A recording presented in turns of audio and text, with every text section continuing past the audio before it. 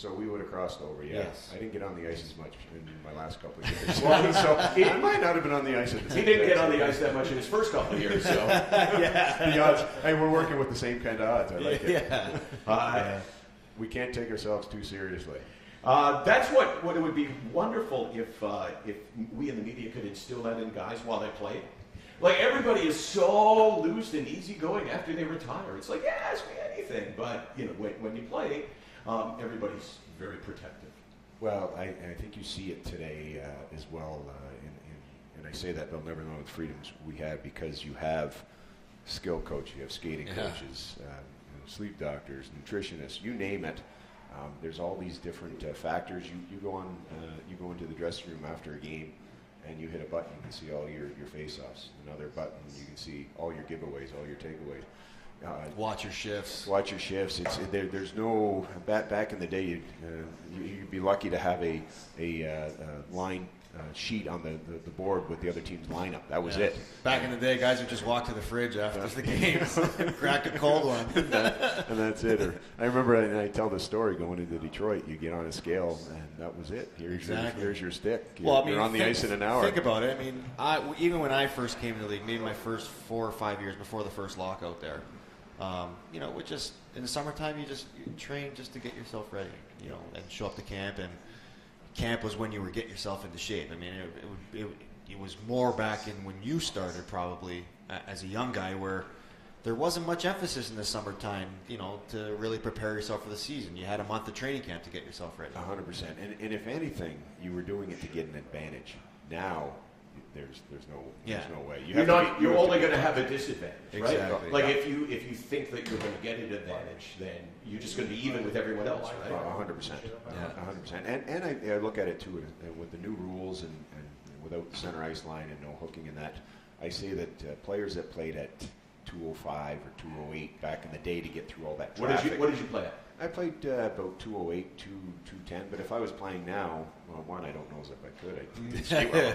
But at the same time, I probably played 12 pounds lighter just because you have to be quicker and there's so much speed, and you don't have to worry about working through those hooks and holds and all this other stuff. And it's not obviously as physical a game. The heavy game, they call it back then. The heavy game, it's a different game, and the conditioning and everything else has gone to a different level.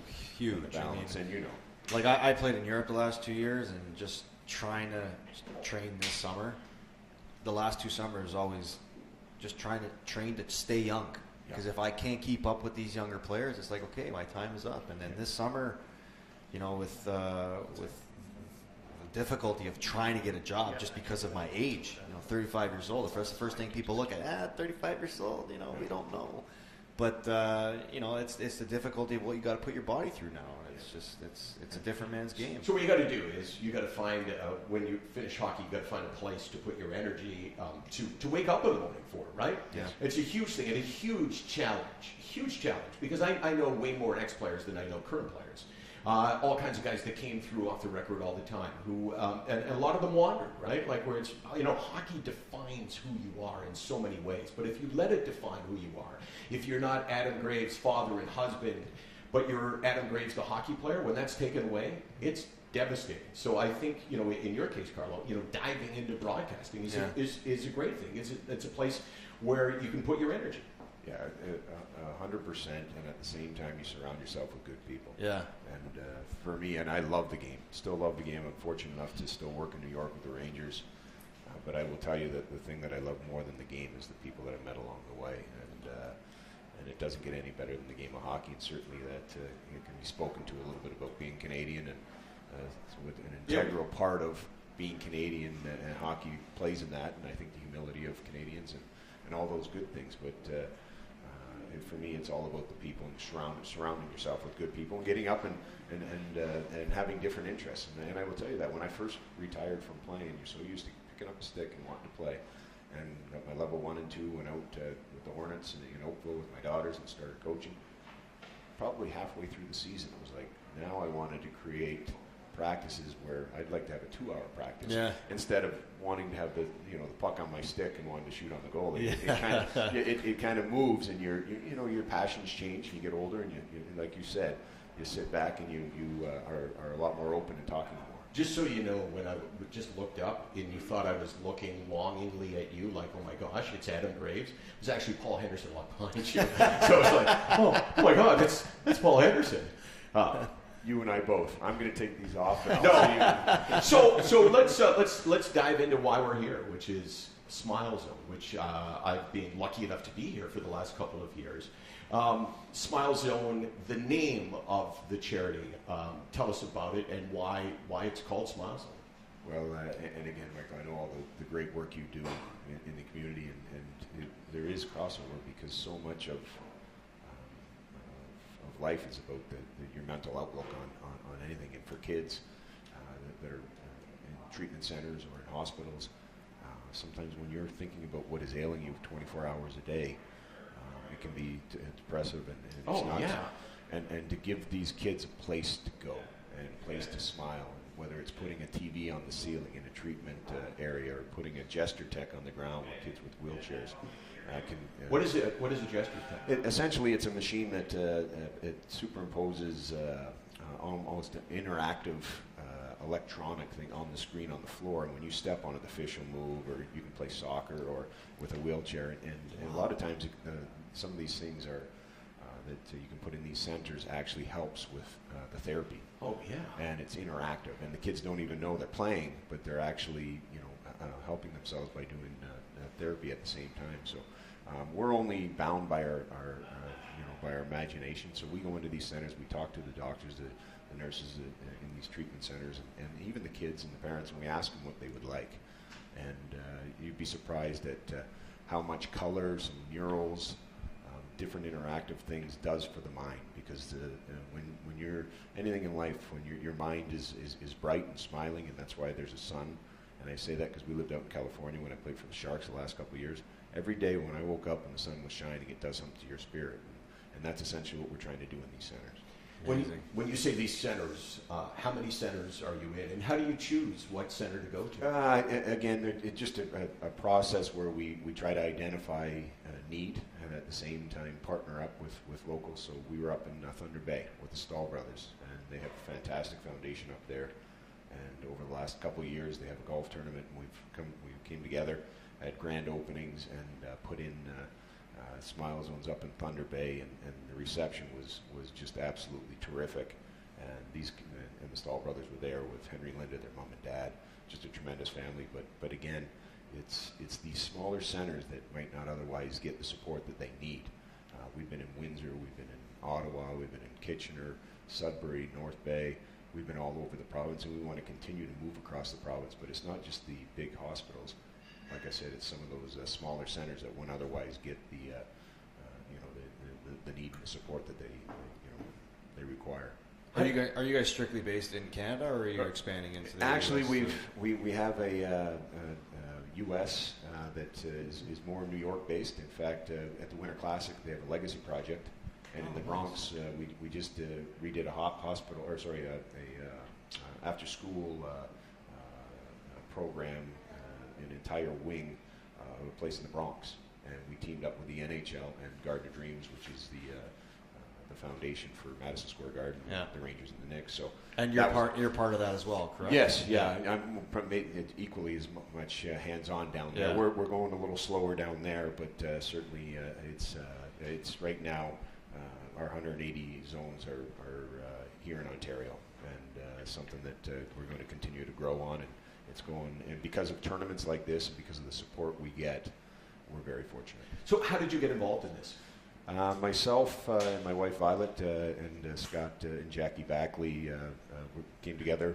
The Oakville Hospital came. They were looking for support, and we said, well, why not, if we're going to try to do something, why not create something that can help not just people in Oakville in this area, but across Ontario. How long ago was that?